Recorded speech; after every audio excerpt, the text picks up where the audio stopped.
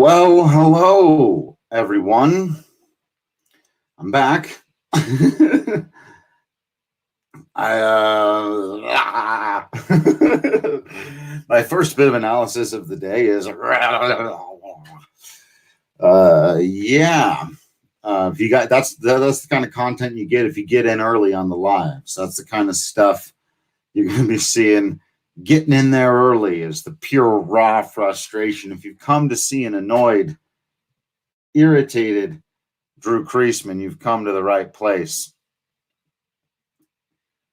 You know what? Let's just get into it. Let's just start the podcast. Let's go. Throw your questions out there. We'll get into some happier talk, but I'll start with the Red Sox thing. Feels ugly to do it. It really does, but it's just going to have to be what we're going to do now. So I'm just going to mute this here, and we're off. Welcome into the DNVR Rockies podcast, brought to you by Mile High Green Cross. Sign up for their loyalty program today, and you will get 20% off your entire purchase once per month. I am your host, Drew Kreisman. I am the managing editor of DNVR Rockies, and on this episode, I very unfortunately have got to combine a couple of topics that I would really rather keep 5,280 feet apart. But just because of timing and the fact that I've got to produce content here, got to give you some podcasting. I was planning on doing it all about Game 163 in 2007, which MLB Network graciously decided to play today for all of us to get to relive, only for the fun and joy and serenity of watching probably the greatest game in the history of the Colorado Rockies. Certainly my favorite game that I have ever watched as a fan. And it got interrupted by the GD Boston Red Sox and a cheating scandal. Just, let me back up a second and just from a personal standpoint for just a moment. I think, been handling the current situation in the world pretty well. I've talked about this before. I'm very comfortable staying home. I'm very comfortable finding things to do. I play video games and music, and I'm a big movie and TV person. I've got plenty of these kinds of things to do. I've got you all to talk to whenever I need someone to talk to. So I'm nowhere near the worst off of people who are going through anything right now. But the one thing, obviously, that's missing for me, that is also missing for all of you, the one pain that we're all feeling the same together here is no baseball, right?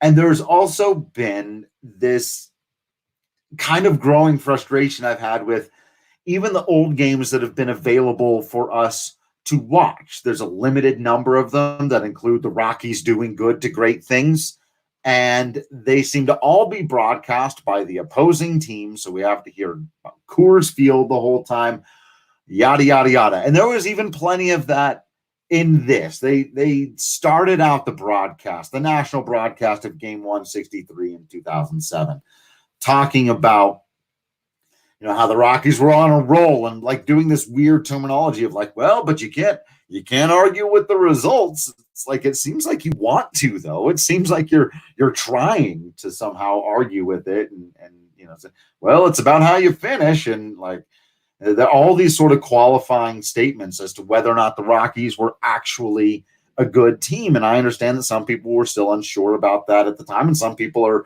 unsure about it to this day. But it was just so nice to be able to sit back and watch a good baseball game played by good baseball teams and have that be the focus. And of course, knowing, yes, the ending is going to be that exciting and all of this amazing stuff is going to happen. But then, and I hope you've got your Breck brew ready. I hope you've got your Colorado Core, your Hot Peak IPA, your Avalanche, whatever it is, you've got it ready. Because then, breaking news. In the fifth inning, I think the score was 5-4 at the time. Right, we're watching this old game. Rockies are down, but we're having a good time. Adrian Gonzalez hit a grand slam. Might have killed you at the time, but you're good. You're good. Fogger got through the inning, 5-3, no big deal. Now it's 5-4. Todd Helton with the big home run. We got ourselves a ball game. This is some good baseball. For all the marbles, the crowd was way up, then the crowd was way down, and now they're back into it after the Helton homer. We're playing some baseball out here. Breaking. Red Sox cheated. We almost all probably knew that that was the case. Now we know to what extent that is the case and what the punishments for the cheating will be. Most of this was probably predictable.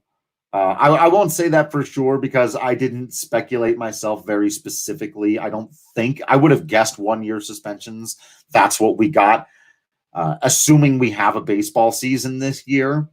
Those of you who followed my reaction to the Houston Astros situation will not be surprised to learn that I find this to be utterly ineffective and not even close to enough.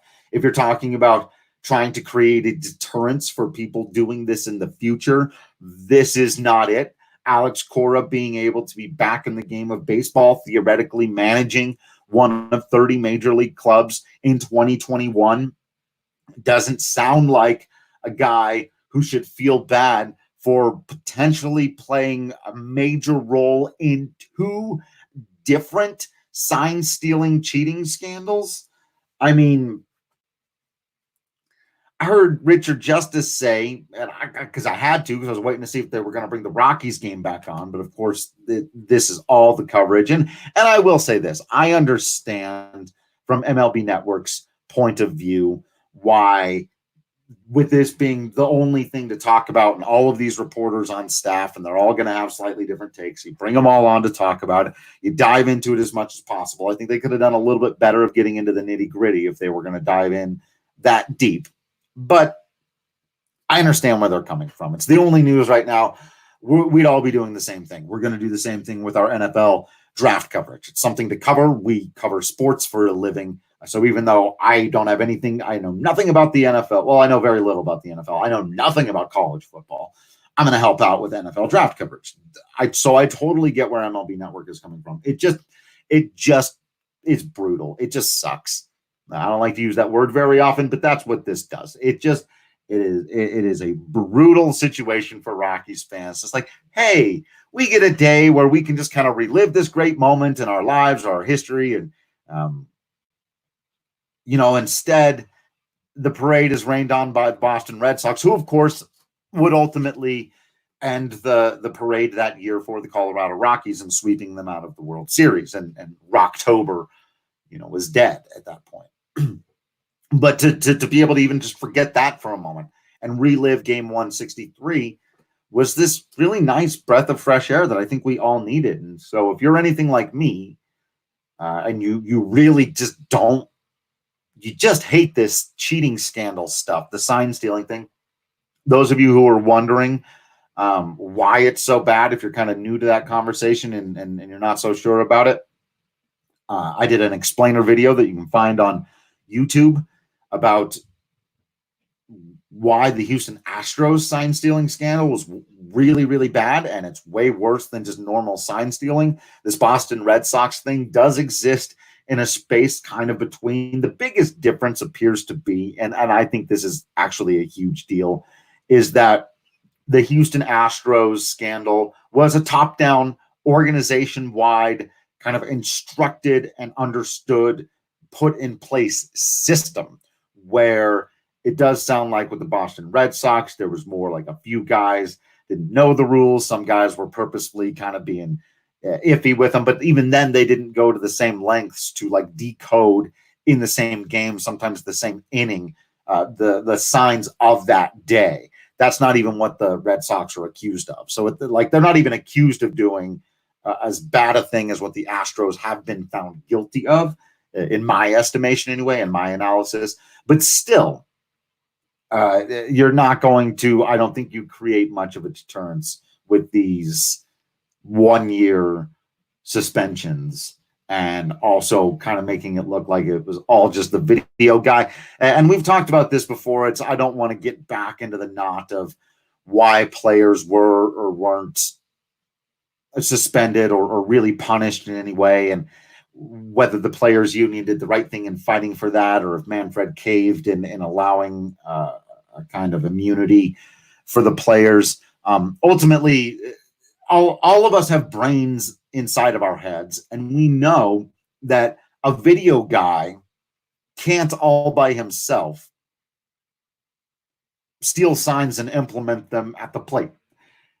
At some point, a player has to become involved. You have to know where you're getting your information, or what kind of information you're getting, or the certainty with which you're getting that information. If a guy says, hey, really look out for that 2-1 slider, that's a huge difference from, hey, slider's coming, be ready.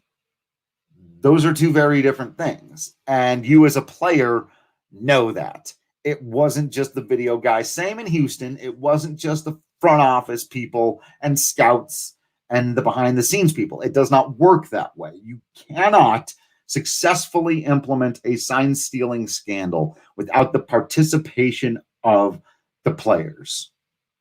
Maybe not all of them, but absolutely some of them. Can't do it without them. Doesn't work. The whole thing would be meaningless if it wasn't ultimately filtered through the ball player, who has to do the thing. Swing the bat, hit the ball. The baseball part of it. In theory. So this is very frustrating because the Major League Baseball Network here has just decided, that's it. We're doing this for the rest of the day. That it comes right here in the middle of this thing. Yeah, Annika, a trip down memory lane would have been nice. And it was nice while it was going on there for a minute. And that this is not only a Red Sox-centric story, but one about a cheating scandal just makes it that much worse.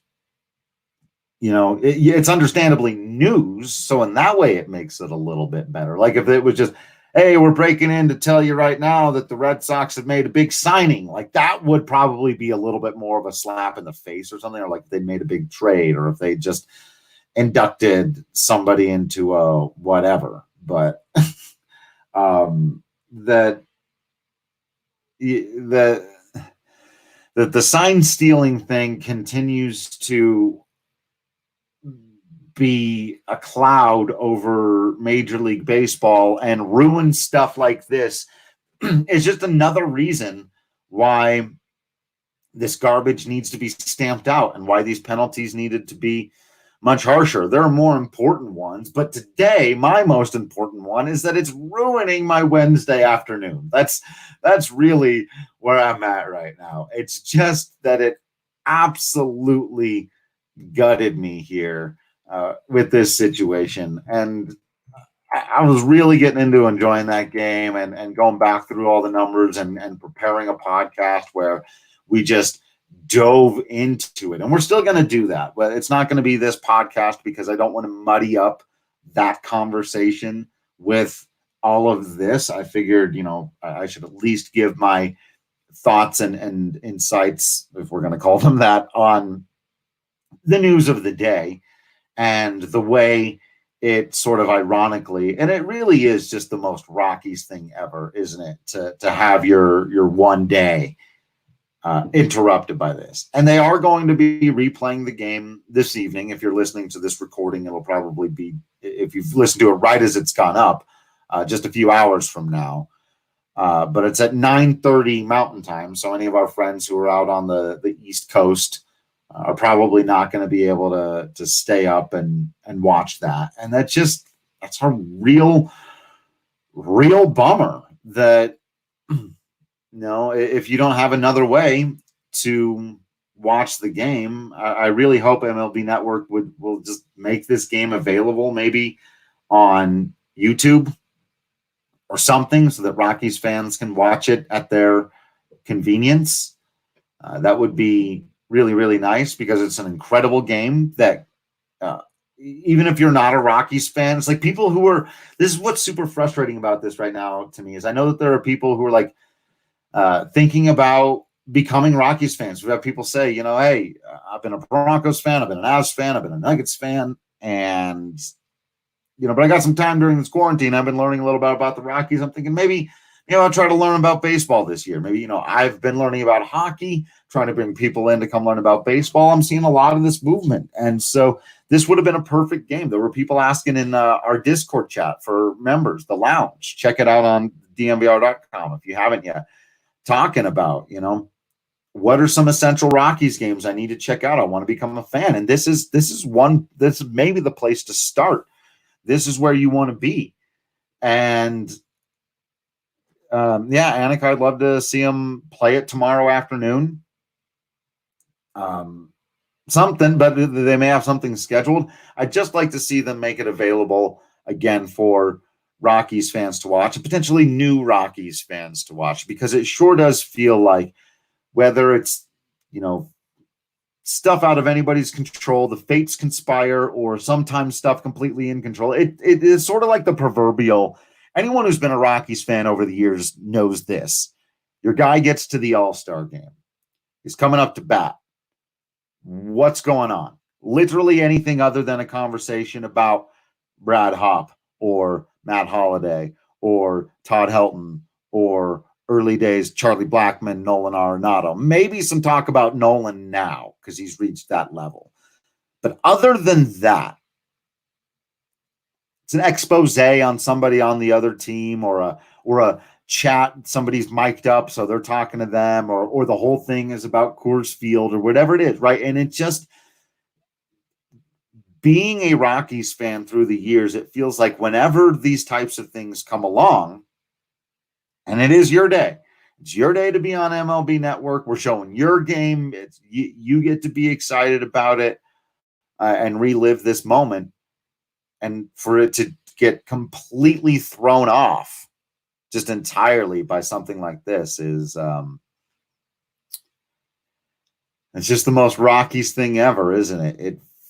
I guess it's in keeping with the brand, but it is extraordinarily frustrating to have this go down this way. And I was really hoping they were going to come back.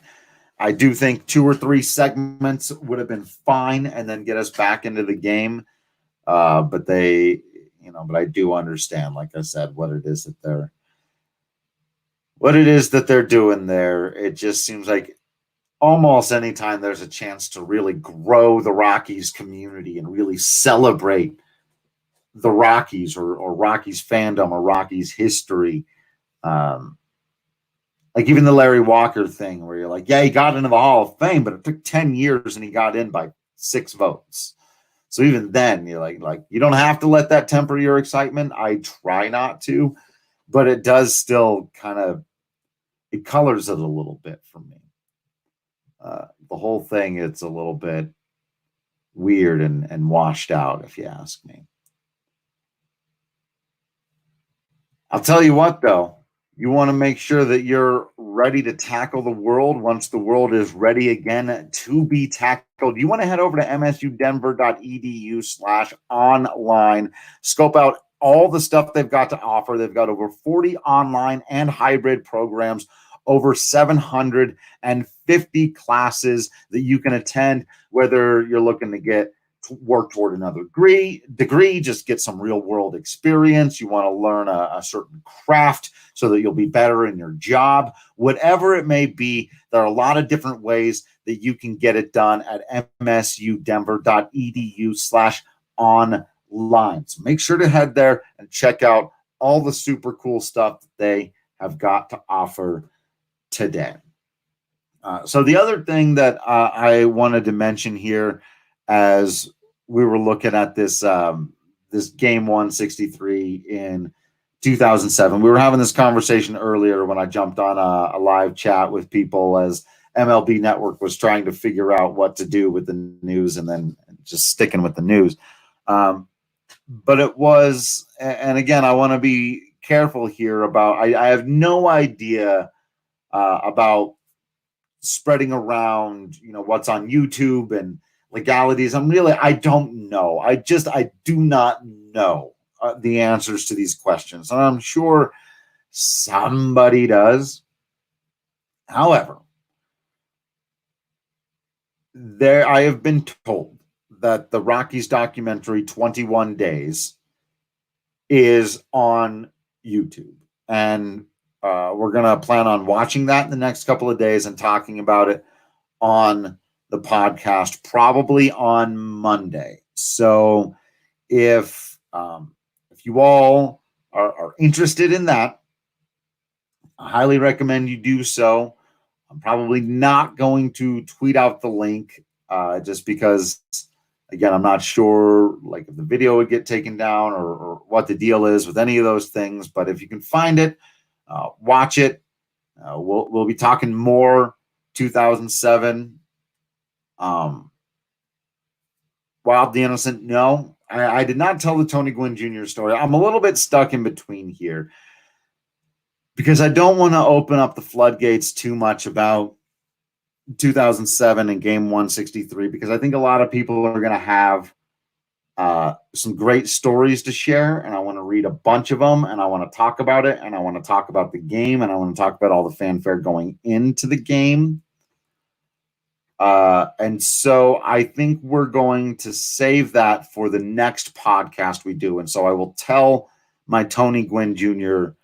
story there. And it's just my story of where I was and like I'm sure we would all have when watching the Tony Gwynn Jr. play. It's not like I haven't met Tony Gwynn Jr. or anything like that. It's not like my Ian Desmond story from a while back, if you recall that one, but just where I was and kind of that whole weekend. I believe it was a weekend, that couple of days. We'll get into all of that. Yeah, we'll either save it for Monday. We might do it tomorrow since they are going to replay the game tonight. And what we might do is a deep dive on the game for tomorrow's podcast.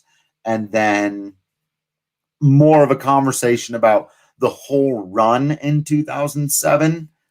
And so we can do up to the game and even after the game on Monday, and we should have a special guest for that. And Annika, we're aiming at Mountain Time, afternoon to early evening for that. We'll be doing actually, I'm not sure exactly how we'll be doing it. May just be doing the podcast. I would love to do it like we're doing now with the live stream that's out on Periscope and Facebook and Twitch and YouTube, and people can come and ask questions and do it that way. I think that would be a whole lot of fun, but we want to make sure that our guest is totally cool with doing that. So we also just need to, finish getting everything fully scheduled. And so it just may not work from a scheduling standpoint. So, yeah. And Prof. Nuggy says Red Sox should have to give back the 07 World Series to whichever team made the World Series. It's only fair. I'm trying to remember who that team was. There's also a super duper irony in that too. And that two players, the two most important players on that 2007 Red Sox team, were later named in the Mitchell Report for PED use. Of course, I'm talking about David Ortiz and Manny Ramirez, who absolutely powered the Red Sox through their sweep of the Colorado Rockies in 2007. And now we're living in an era and on a particular day where two of the last three world champions are now very much in question, with the 2017 Astros and the 2018 Red Sox now having official punishment handed down by Major League Baseball for cheating. Regardless of what else what we think of the punishments or how deep, whatever the details are, there's a lot of different ways you can spin it, positively and negatively. This is one of my favorite old Aaron Sorkin lines that I used to use a lot. Maybe cooled off on it recently, but here's time to bring it back. It's from A Few Good Men. These are the facts of the case. They are undisputed. The Boston Red Sox and the Houston Astros have been disciplined by Major League Baseball in connection to scandals that involved breaking the rules to steal signs, helping them win baseball games in seasons where both of those two franchises took home the World Series. These are the facts of the case. They are undisputed. Spin them how you like. This is not a good look for Major League Baseball. One of the cold, burning ironies of the beginning of the game and the announce team, and again, I don't want to get too deep into it because we've got plenty of time to talk about the actual game, I hope. There's a lot of stuff at the beginning about Matt Holliday could be MVP this year. Troy Tulowitzki could be Rookie of the Year this year. And of course, we know that neither of them were. And this whole picture just comes super clear into focus in a really weird and frustrating way, right? You're like, Matt Holliday's not going to get MVP. All those people chanting, great, but he's not going to get MVP despite the fact that he absolutely deserves to be MVP. Same thing with Troy Tulowitzki and Rookie of the Year. Who would Troy Tulowitzki lose Rookie of the Year to? A guy connected to PEDs later on in the Mitchell report, Ryan Braun. So in 2007, the Rockies had the Rookie of the Year stolen by a guy who was on PEDs, and arguably the World Series stolen by a guy who was on PEDs. Two guys who were on PEDs. Was Papelbon also maybe named in the Mitchell report? I can't recall. Or is he just a gigantic a-hole and we hate him for that? I can't remember. But I know for sure that Ramirez and Ortiz were, and it's the same organization that now has been caught cheating again. Not that many years later. And now we're just trying to enjoy a day when the unlikeliest of unlikely teams have anybody connected. I think Matt Hergis was on that 2007 Rockies team, and he may have been connected to PEDs. Not exactly a core player, but honesty and fairness where it's due. One guy on the Rockies was later connected to PEDs. As far as I know, the Rockies have never been connected to any other kind of cheating scandal or anything remotely close to it. I guess they did have Jason Giambi for a couple of years. So there's that. there is that. Okay. I mean, it balances out or it doesn't. But to be on this day, oh yeah, the Red Sox with a couple of PED users would later bounce this team out of the World Series after, of course, the very famous long layoff as the Rockies rolled through the NLDS and NLCS. And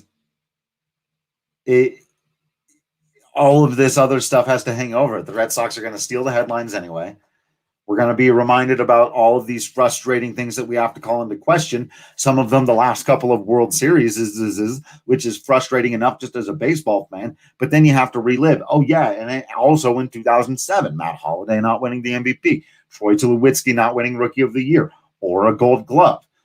The Colorado Rockies generally being ignored from all postseason coverage until they finally got to the NLCS. Even then, like the Eric Burns stuff, and they're not better than us. They haven't outplayed us. They're just getting lucky.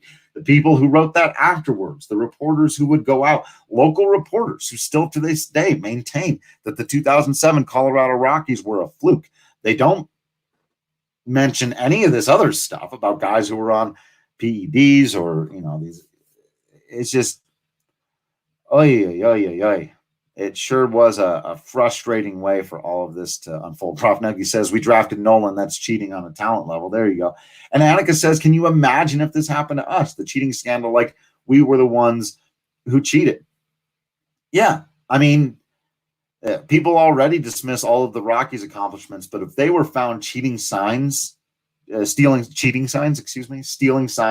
cheating offensively, the way their offensive numbers are already called into question, and the way they've got the home road splits, because that's one of the things, right? Like Some people seem to think that for some reason the Astros cheating scandal was directly connected to their home ballpark. Didn't really have anything to do with that. You can check in illegally on the video camera from any ballpark. It wasn't a home road thing, but people thought that it was, and still do. And so if the Rockies were doing it,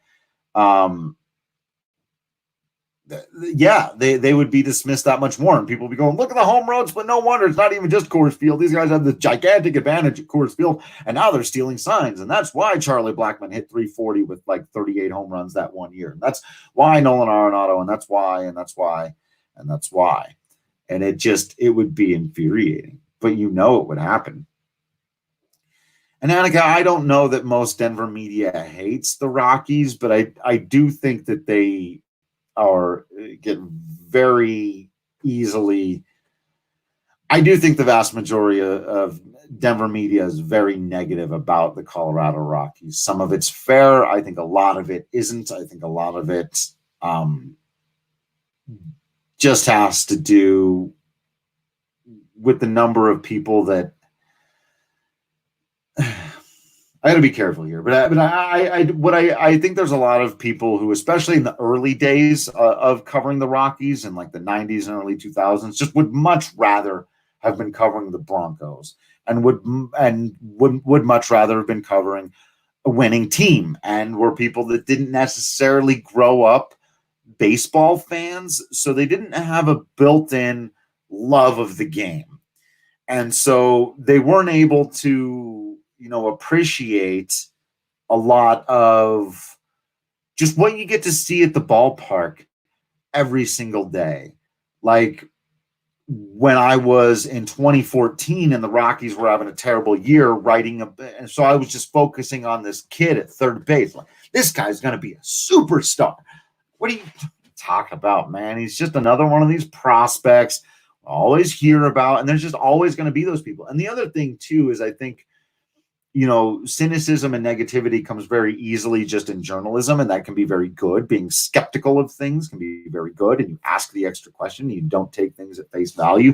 And so you tend to think when the manager comes out and says things like, hey, look, that's just baseball, and he's BSing you and he's covering up for his player. And that's just kind of a natural journalistic instinct. The problem is you have to have a baseball instinct to balance that against. And a lot of people that cover baseball, whether it's the Rockies or not, I think just don't have that built-in kind of understanding. And you didn't put me on the spot. This is it is a perfectly fair question. But I think a lot of it just comes from that, because in baseball, it's impossible to be perfect. You can't write the same kind of glowing stuff, even about Mike Trout, that you can about LeBron James or Tom Brady, who their greatness takes them to multiple championships and it makes everyone around them better. And they get all the endorsements and they show up in movies, and that's just not baseball. You are going to make an out 7 out of 10 times. You're going to strike out in big spots. You're going to hit into game-ending double plays.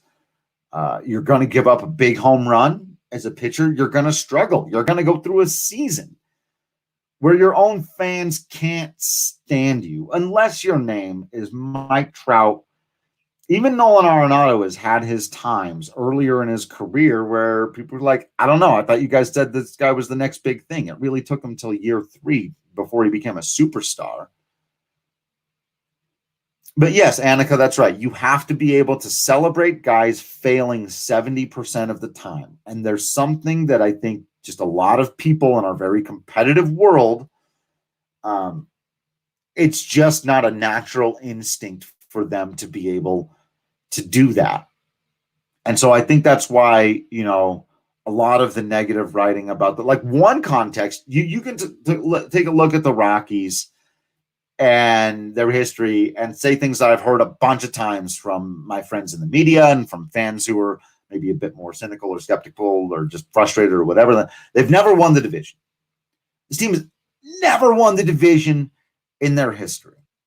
But if you go back throughout the history of baseball, a team going 20 years of existing and not winning their division is relatively common, especially for new teams, and especially during years when teams have absolutely dominated. And before there was a wild card and teams didn't get into the postseason, and the Yankees and the Red Sox were taking up 50% of the spots in the American League, there have been these long periods where teams just haven't been even close to competitive. Prof. Nuggy is right to point out Marlins have never won the division, but they've got 2 rings. It's a weird sport, and it's why they invented the wild card. But if you've been watching it all along with us, or if you haven't, I would highly recommend you go back and check out some of the baseball documentaries on PBS from Ken Burns. One of the things I think it does really, really well is show how important losing is to the game of baseball. And if anybody should understand that, it should be Red Sox fans. Maybe not the most modern, younger Red Sox fans, but for a long time there, it was them. But I do think that it happens in younger baseball cities and with reporters for whom baseball is not in their blood, that somebody like me who comes out and tries to explain, why something that looked really bad or not great or whatever that the Rockies did or that happened out there on the diamond, like my whole thing about why Ian Desmond doesn't need to be DFA'd a couple of years ago. That wasn't even, this guy's good, this guy's great. It was just like, actually, no, and it's not real smart to pay him $20 million to play for somebody else. When I go and I do that, I sound like a big, gigantic excuse maker. How can you excuse all of that failure? It's like, I don't. I've just long since accepted it because I'm a baseball fan. The failure is there. It's about putting failure into the proper context. That's my job. If you wanted to state my like on-field, on-site job as simply as possible, that would be it. Make context of the failure. That's what I do.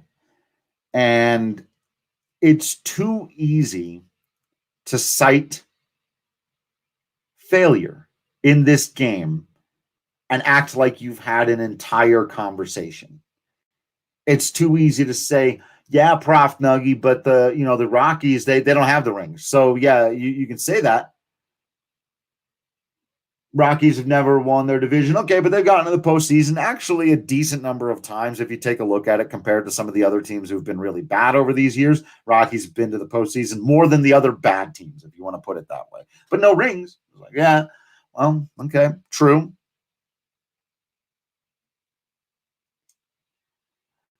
Also, Dodgers got cheated out of 2 rings possibly, and anyone making me feel bad for LA pisses me off. 100% Prof. Nuggy, 100%. But it is difficult in an age of Twitter and 24-hour news cycles and have an extreme opinion, don't have a nuanced middle ground opinion. It's got to be this guy's the best or that guy's the worst. Cut him from the team. It's not good enough just to say, man, he's having a really bad year. They need to find a way to limit his at-bats. It's got to be get rid of this guy completely. I never want to see his face again. All of the in that world, it makes covering a sport that is very nuanced and requires you to take a long view of weeks, sometimes months at a time. And some people just aren't used to doing it. See some comments here. Joshua says, no chance baseball happens this year. That girl Christy also saying baseball season ain't happening, unfortunately. I don't know. I shouldn't speculate. I could still see them getting some games in. It's going to be weird. I don't think they're going to get in 162, but I do think you can play an 80 game baseball season and still get, a pretty decent idea of a champion, of a winner. I think you can play a truncated season.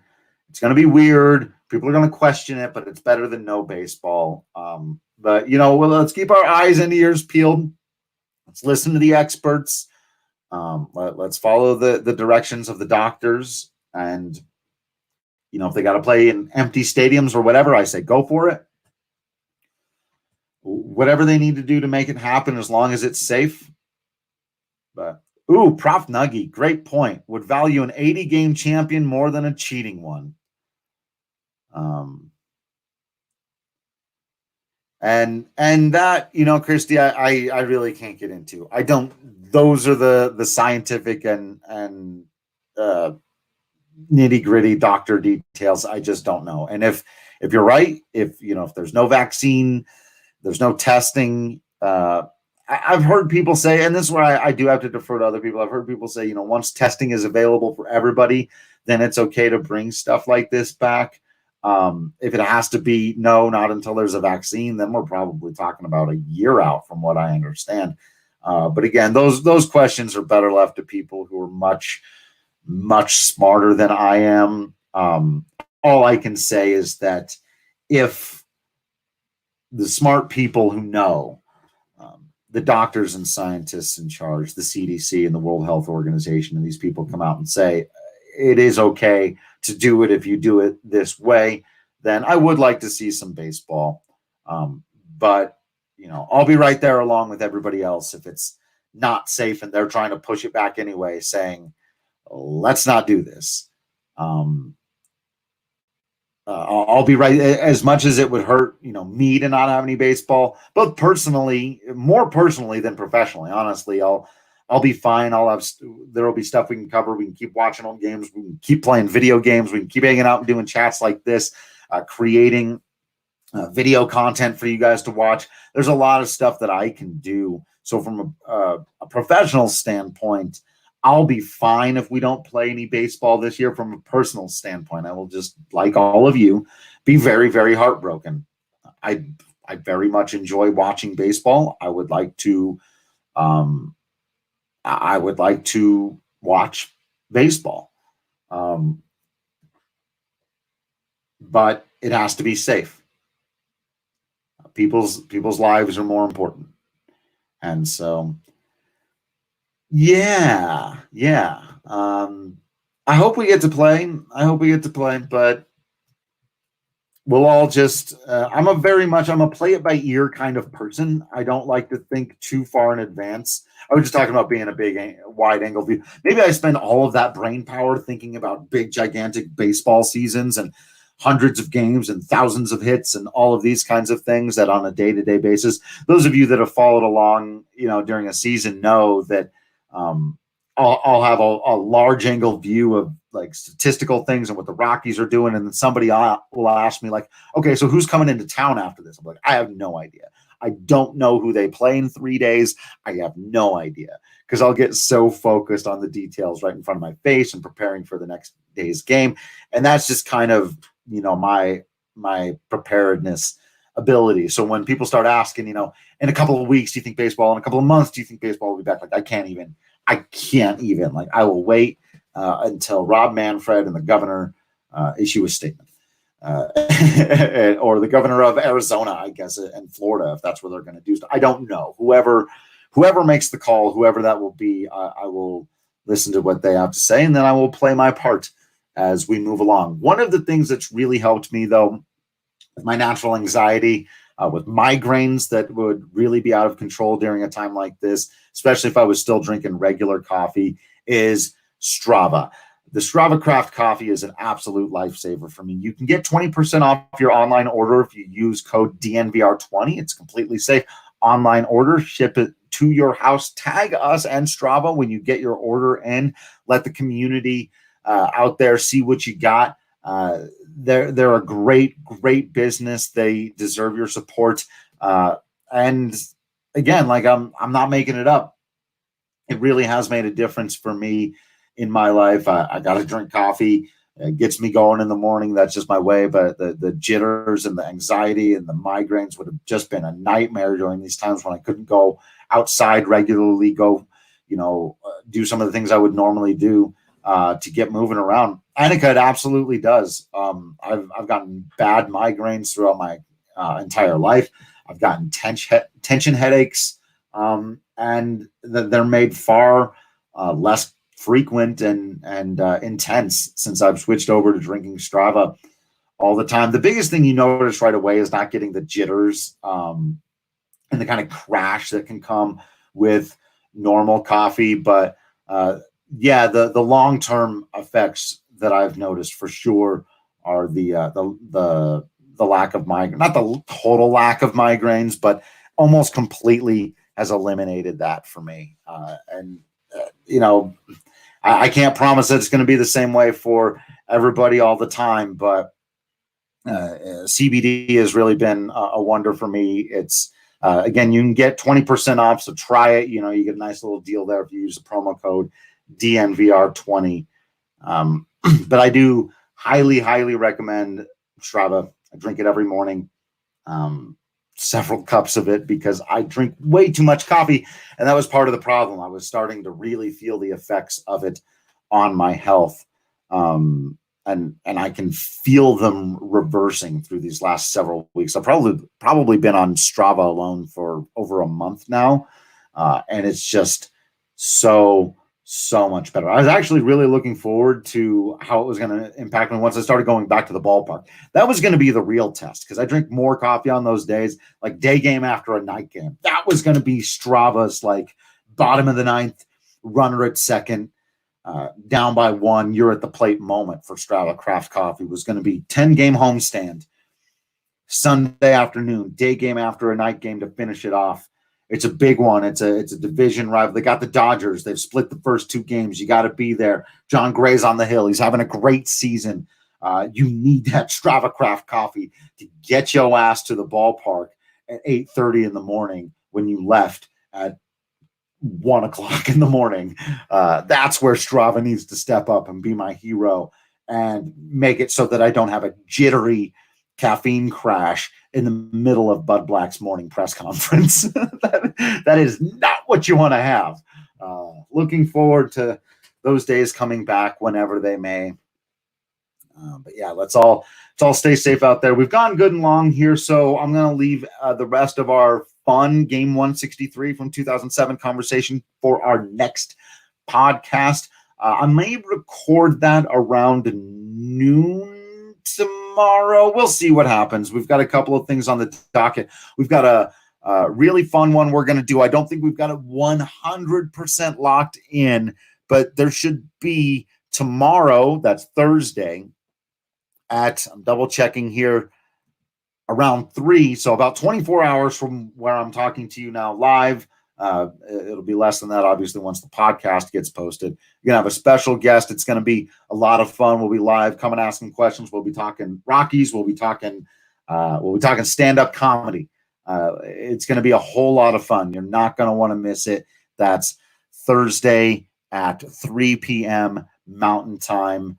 Bring your questions, bring your laughs, and then I may try to sneak in some talk about Game 163 before that. If not, we'll do it over the weekend. We'll watch the documentary. We'll all have a good time reliving the most successful year in Colorado Rockies history. Thank you all for hanging around and joining us for the live chat today. Make sure you're following on all the social media. If you don't have a Twitch account, they're really easy to create, just like creating a Twitter account. You can find all kinds of fun stuff we're doing on Twitch. We're playing games.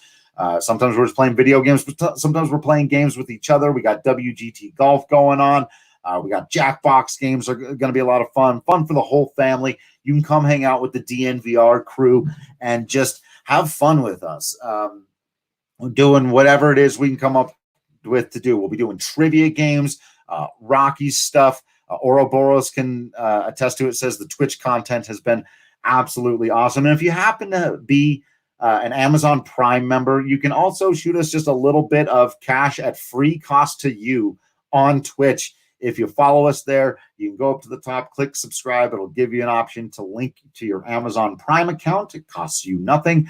It sends us a little bit of donation. It helps us, through these times when every little bit helps. It's been crazy out there with no sports to cover. We're doing our best, but every time you can help our sponsors and help us out with things like that, or buying a t-shirt or a hat, it really, really does go a long way. So make sure you're subscribed to everything, including the dnvr.com and all the podcast feeds.